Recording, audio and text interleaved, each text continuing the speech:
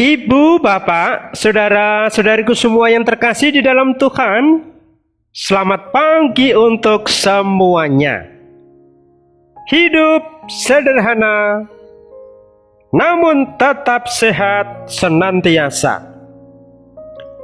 Hari ini tanggal 17 Oktober tahun 2020. Bacaan kitab suci yang pertama dari surat Rasul Paulus kepada jemaat di Filipi, bab 3 ayat 17 sampai dengan bab 4 ayat 1. Banyak orang yang hidup memusuhi salib Kristus. Kesudahannya adalah kebinasaan. Ini pilihan dari bacaan lain yang disediakan untuk hari ini. Bacaan Injil dari Lukas bab 12 ayat 8 sampai dengan 12. Roh Kudus akan mengajarkannya kepadamu apa yang harus kalian lakukan. Dari kedua bacaan tersebut saya memberikan tema, Tuhan mereka adalah perut. Ibu, bapak, saudara-saudariku semua yang terkasih di dalam Tuhan, hidup setiap orang seharusnya mempunyai arah dan tujuan. Dengan arah dan tujuan itu, harapannya orang melakukan apapun diarahkan kepada tujuannya. Hal-hal yang mendekatkan, memantapkan, atau mendukung kepada tujuan semestinya dipertahankan. Hal-hal yang menjauh dari tujuan tentunya perlu diminimalisir, dijauhi, atau dibuang. Dalam mewujudkan itu, tentu banyak godaan yang mengakibatkan lunturnya komitmen, melemahkan semangat iman, dan pudarnya keutamaan.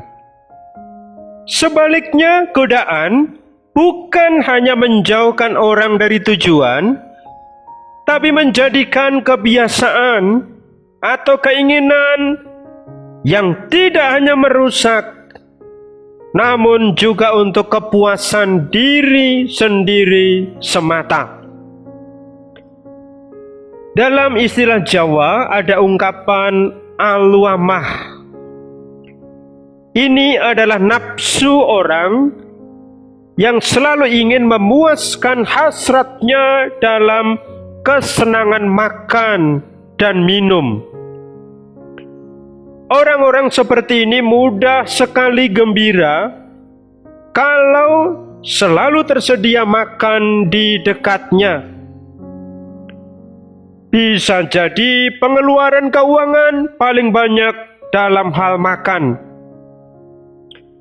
Ada tempat makan yang baru dan orang-orang sudah menceritakannya, segera akan dikunjunginya supaya tidak merasa ketinggalan.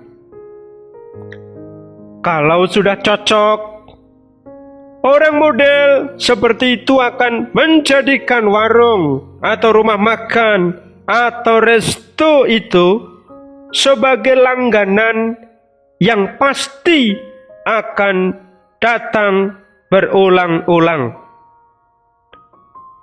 Biasanya makan yang disukai bisa dalam selera tinggi, pilih-pilih yang enak, dan harga mahal. Tidak jarang punya kelompok atau grup yang biasa diajak makan bersama. Ibu, bapak, saudara-saudariku semua yang terkasih di dalam Tuhan, orang yang kesukaannya makan sering mengabaikan kesehatan. porsi makan biasanya berlebihan.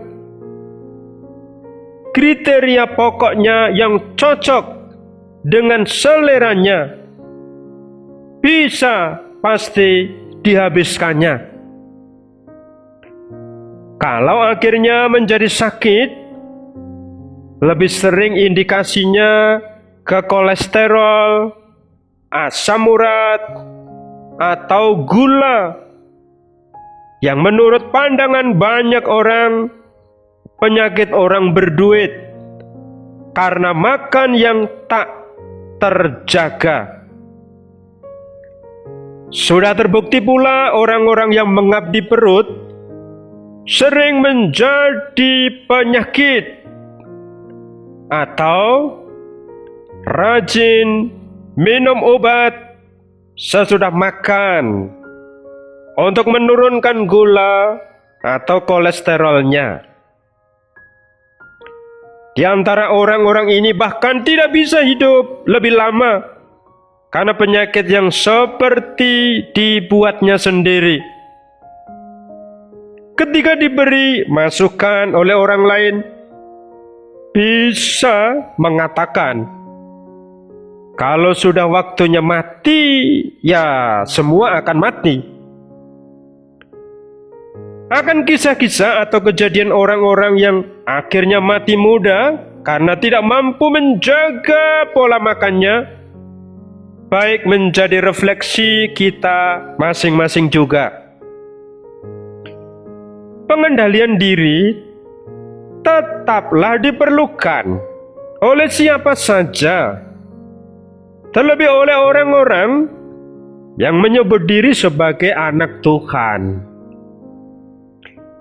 Bersyukur pada Tuhan atas kesehatan harus dibuktikan dengan menjaga pola makan, bukan hanya menuruti hawa nafsu kesenangan sampai tidak terkendali.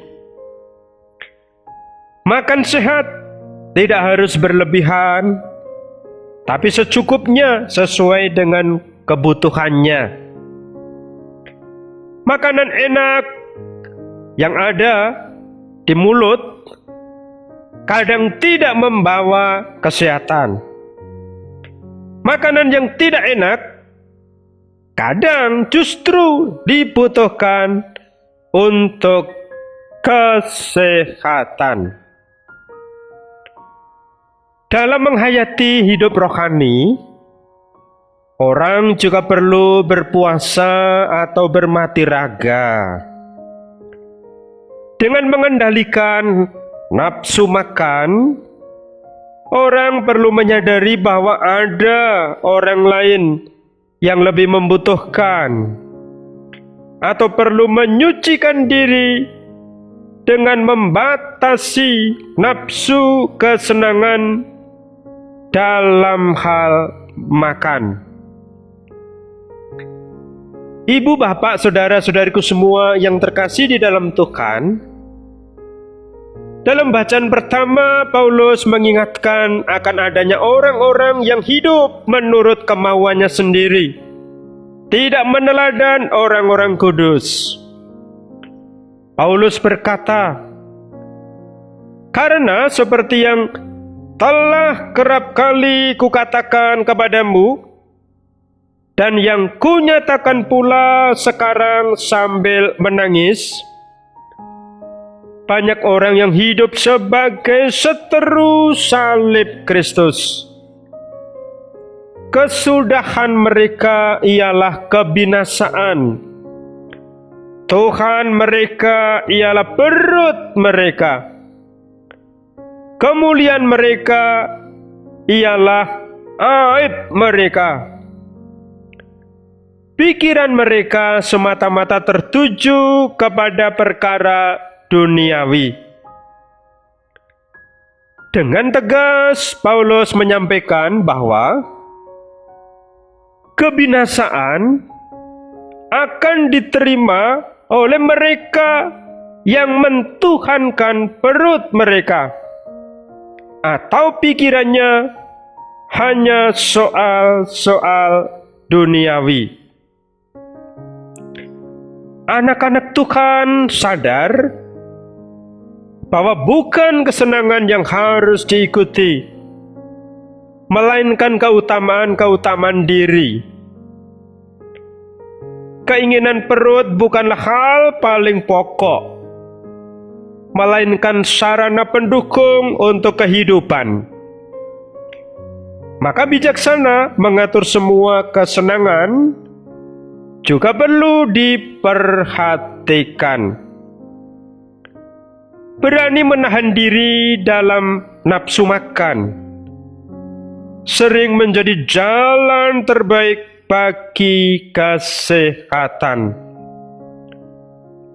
Salam kasih dan doa dari saya, Romo Petrus Trimargono.